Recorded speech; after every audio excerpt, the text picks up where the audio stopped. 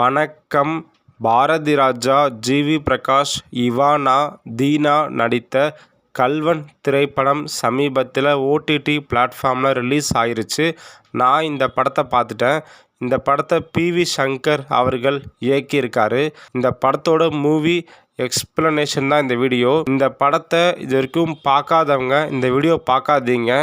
ஏன்னா இந்த வீடியோவில் நிறையா ஸ்பாய்லர் அலர்ட் இருக்கும். இந்த படத்தை பற்றின கதையை ஒரே வரியில் சொல்லணும்னா, அரசு தரும் இழப்பீடு தொகை 4 லட்சத்துக்காக தாத்தா பாரதி ராஜாவை யானை மூலம் கொலை செய்து அந்த பணத்தின் மூலமாக ஃபாரஸ்ட் ஆஃபீஸராக நினைக்கும் பேரன் ஜி.வி. பிரகாஷின் கதை தான் இது. இது ஒரு நல்ல மூவி. கண்டிப்பாக ஒரு முறை பார்க்கலாம், என்ஜாய் பண்ணலாம். அதாவது இப்போ நம்ம படத்தோட ஸ்டார்டிங் போயிடலாம். படத்தோட ஸ்டார்டிங்கில் பார்த்தீங்கன்னா, சத்தியமங்கலம் வனப்பகுதியில் உள்ள மேற்கு தொடர்ச்சி மலையில் இருக்கிற இருட்டிப்பாளையம் அப்படிங்கிற கிராமத்தை காமிக்கிறாங்க. அந்த கிராமத்தில் யானை தாக்கி ஒரு பெண் பலியாகிறாங்க. அதுக்கு அடுத்த சீனில் ஹீரோ ஜி.வி. பிரகாஷ் சட்டப்படி முதியோர் இல்லத்தில் இருக்கும் பாரதி ராஜாவை தாத்தாவாக ஏற்கிறார். இதுதான் இந்த படத்தோட இன்ட்ரோ. அதுக்கப்புறம் இன்டர்வல் வரைக்கும் ஃப்ளாஷ்பேக் போகிறாங்க. ஃப்ளாஷ்பேக் ஸ்டார்டிங்கில் பார்த்தீங்கன்னா, ஜி.வி. பிரகாஷும் தீனாவும் அந்த ஊரில் சின்ன சின்ன திருட்டு சம்பவங்களில் செய்கிறாங்க. அவங்க அந்த ஊர் கிராம மக்கள்கிட்ட திருடின பொருட்கள் எல்லாத்தையுமே ஊர் தலைவரின் மனைவிட்ட கொடுத்து காசாக வாங்கிக்கிறாங்க. ஊர் தலைவர் இவங்க 2 பேர்த்தோட கட்டுப்பாட்டில் இருக்கிறதுனால அவரால் இவங்க 2 பேர்த்துக்கும் எந்த தண்டனையும் பெருசாக வழங்க முடியலை. ஆனால் இவங்க ஊர் மக்கள்கிட்ட வெறுப்பை சம்பாதிக்கிறாங்க. அப்படி அவங்க திருடுறதுக்காக பக்கத்து ஊருக்கு போகிறாங்க. அங்கே ஹீரோயின் இவானா வீட்டுக்கு போய் திருட முயற்சி பண்ணி மாட்டிக்கிறாங்க. போலீஸ் அவங்கள கைது பண்ணிடுறாங்க. அந்த சம்பவத்தில் இருந்து நம்ம ஹீரோ ஜி.வி. பிரகாஷ் ஹீரோயின் இவானாவை ஒன் சைடாக லவ் பண்ண ஆரம்பிக்கிறாரு. ஆனால் ஹீரோயின் இவானா ஜி.வி. பிரகாஷோட காதலை ஏற்க மறுக்கிறாங்க. காரணம் திருடன் அப்படிங்கிற காரணத்தினால. நர்சிங் கோர்ஸ் படிக்கும் காலேஜ் ஸ்டூடெண்ட்டான இவானா ஒரு கேம்புக்காக ஒரு முதியோர் இல்லம் போகிறாங்க. அங்கே அவங்க பாரதி ராஜாவை மீட் பண்ணுறாங்க.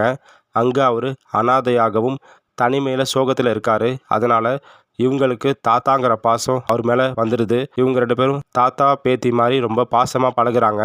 அங்கேயும் பார்த்தீங்கன்னா, நம்ம ஹீரோ ஜி.வி. பிரகாஷ் ஹீரோயினை துரத்தி காதல் செய்கிறாரு. அந்த முதியோர் இல்லத்துக்கு போகிறாரு. ஹீரோயின் இவானா பாரதி ராஜா மேலே வச்சிருக்க பாசத்தை பார்த்து அவரை தத்தெடுத்துக்கிறாரு.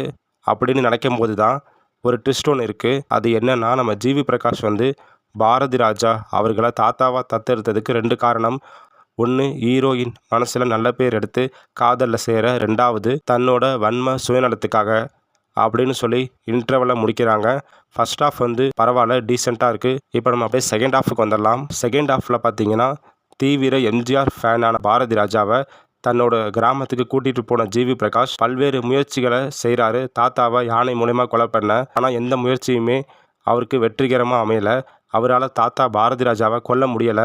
அதில் வர ஒரு சில சீன்ஸ்லாம் ரொம்ப காமெடியாக இருக்குது. குறிப்பாக பாரதி ராஜா தீனா வரும் சீன்ஸ்லாம் ரொம்ப ஃபன்னாக இருக்குன்னே சொல்லலாம். ஒரு குழந்தை பார்த்தீங்கன்னா புலிகிட்ட மாட்டிக்கும். அந்த குழந்தைய புலிகிட்டேருந்து பாரதி ராஜா காப்பாற்றுறாரு. அந்த சீன் சூப்பராக இருக்கும். அந்த சீன்லேருந்து ஊர் மக்கள் பாரதி ராஜா மேலே ரொம்ப பாசம் வைக்கிறாங்க. பாரதி ராஜாவை ஊர் மக்களுக்கு ரொம்ப பிடிச்சி போயிடுது. ரொம்ப நெருங்கி பழக ஆரம்பிச்சிடுறாரு. ஊர் மக்கள்கிட்ட நல்ல பேரும் எடுத்துடுறாரு. இந்த செகண்ட் ஹாஃபில் பார்த்தீங்கன்னா, நாயர் இல்லை நம்பூதிரி அப்படிங்கிற காமெடி ரொம்ப சூப்பராக ஒர்க் அவுட் ஆயிருக்குன்னே சொல்லலாம். அது நீங்கள் படத்தை பார்த்தீங்கன்னா தெரியும். ஜி.வி. பிரகாஷும் தீனாவும் 24 மணி நேரமும் பாரதி ராஜாவை கொலை செய்கிற எண்ணத்தோடையே இருக்காங்க. ஆனால் பாரதி ராஜா அவங்க 2 பேர்த்தையும் மெல்ல மெல்ல மாற்றுறாரு. நல்ல விதமாக ஒழுங்குபடுத்துகிறாரு. அவங்க 2 பேர்த்தையும் மெல்ல மெல்ல உழைக்க வைக்கிறாரு. கிளைமேக்ஸ் பார்த்தீங்கன்னா கொஞ்சம் சஸ்பென்ஸோடு தான் ஆரம்பிக்குது. ஆனால் நல்லா பாசிட்டிவாக கிளைமேக்ஸை முடிச்சிருக்காங்க. அது இந்த படத்திற்கு பலம்தான். ஜி.வி. பிரகாஷ் தன்னோட வன்ம ஆசையான யானை மூலயமா பாரதி ராஜா அவர்களை கொலை செய்தாரா இல்லையா, ஃபாரஸ்ட் ஆஃபீஸர் ஆகி இவானாவோட காதலில் ஜெயிச்சாரா இல்லையா அப்படிங்கிறதா இந்த படத்தோட மீதி கதை. குறிப்பாக இந்த படத்தில் முதியோர் இல்லத்தில் இருக்கும் முதியவர்கள், ஆதரவற்றவர்கள், அவர்களோட எமோஷன்ஸை ரொம்ப அருமையாக கன்வே பண்ணியிருக்காங்க. பாரதி ராஜா அவர்களோட ஃப்ளாஷ்பேக்குமே ரொம்ப சூப்பராக இருக்குது. குறிப்பாக அவர் சர்க்கஸ் கம்பெனி வச்சுருக்காரு. சினிமா, டிவி வந்ததுனால மக்கள் இப்போ சர்க்கஸ் அதிகமாக பார்க்க போகிறதில்ல அப்படிங்கிற மெசேஜையுமே சொல்லியிருக்காங்க. கேம்பன் அப்படிங்கிற கதாபாத்திரத்தில் வர ஜிவி பிரகாஷ் ரொம்ப அருமையாக நடிச்சிருக்காரு. ஒரு வித்தியாசமான ஜிவி பிரகாஷை இந்த படத்தில் நம்ம பார்க்க முடிகிறது. பாரதி ராஜா சார் லெஜண்ட், ஒரு தாத்தாவாக நடிச்சிருக்காரு. அதாவது திருச்சிற்றம்பலம் படத்தில் பார்த்தீங்கன்னா பயங்கரமாக ஸ்கோர் பண்ணியிருப்பார்.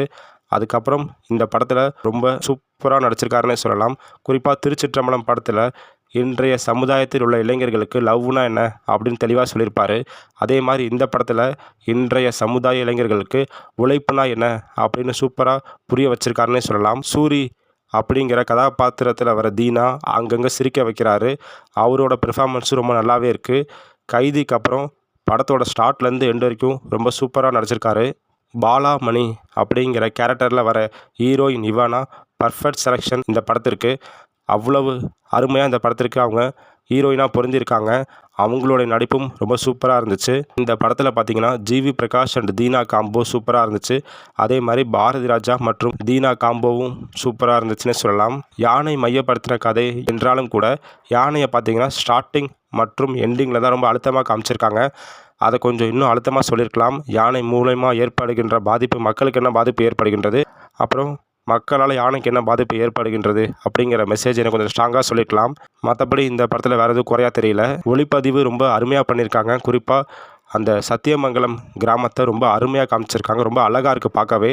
அதே மாதிரி இந்த படத்தில் எல்லாருமே கோயம்புத்தூர் பாஷையை ரொம்ப அருமையாக பேசியிருக்காங்க. அதை கேட்கவே ரொம்ப சூப்பராக இருக்குது. இந்த படம் எனக்கு ரொம்ப பிடிச்சிருந்துச்சு. இந்த படத்துக்கு நம்ம 5க்கு 3.5 மதிப்பெண் கொடுக்கலாம். நல்ல ஃபன் ஃபேமிலி என்டர்டெய்னர் மூவி. அவ்வளோதாங்க இந்த வீடியோ. இந்த வீடியோவை கடைசி வரைக்கும் பார்த்ததுக்கு ரொம்ப நன்றி. தேங்க்யூ.